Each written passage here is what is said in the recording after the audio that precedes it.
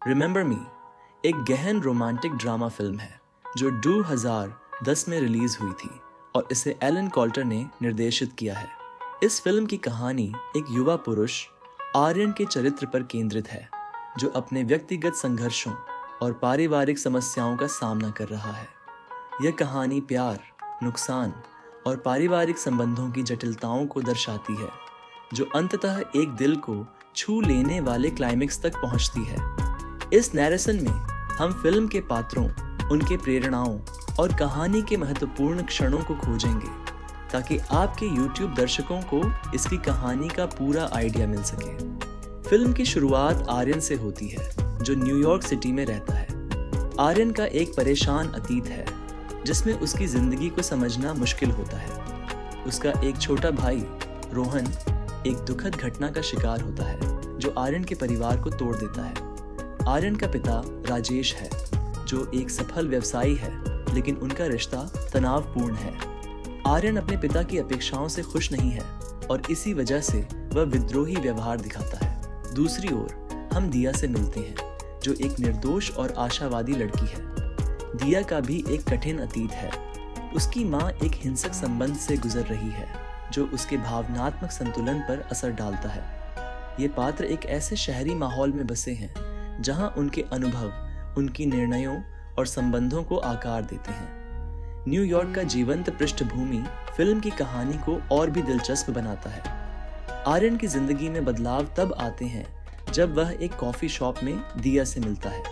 पहले तो वह दिखाता है कि वह सिर्फ उसकी शारीरिक सुंदरता को ही देख रहा है, लेकिन धीरे धीरे उनकी बातें उनकी कहानी को और गहरा कर देती हैं। आर्यन का फ्लर्टेशन और खेलने वाला स्वभाव उनके बीच आकर्षण को बढ़ाता है। दिया के लिए आर्यन एक ताजगी भरा बदलाव है और उनके बीच प्यार की शुरुआत होती है। जब आर्यन और दिया का रिश्ता आगे बढ़ता है, आर्यन अपने पारिवारिक मुद्दों और त्रासदी के बारे में खुलकर बात करता है। आर्यन के भाई का नुकसान उसकी जिंदगी का एक महत्वपूर्ण बिंदु है जिससे वह कभी आगे नहीं बढ़ पाता। इसका असर उसकी मानसिक स्थिति पर भी होता है। फिल्म में एक महत्वपूर्ण क्षण तब आता है जब आर्यन अपने पिता के साथ एक टकराव पूर्ण स्थिति का सामना करता है। इस टकराव से हमें आर्यन की आंतरिक संघर्षों का पता चलता है जो उसे अपने पिता से दूरी बनाने पर मजबूर करता है। यह भावनात्मक क्षण दर्शकों को आर्यन के दर्द और दुख से जुड़ने का अवसर देता है। आर्यन और दिया का रिश्ता एक नए स्तर पर पहुंचता है जब वे एक दूसरे को अपने सपनों और आकांक्षाओं के बारे में बताते हैं। लेकिन फिल्म का मोड़ तब होता है जब एक दुखद घटना उनके जीवन को बदल देती है। ये क्षण फिल्म का भावनात्मक पीक है जो दर्शकों को सदमा और उदासी का अनुभव देता है। इस दुखद क्षण के बाद आर्यन की जिंदगी में कुछ बड़े बदलाव आते हैं। उसकी दिया के साथ संबंध भी इस घटना से प्रभावित होते हैं। वह अपने भावनाओं को संभालने में संघर्ष करता है जो उसकी व्यक्तित्व को और जटिल बनाता है।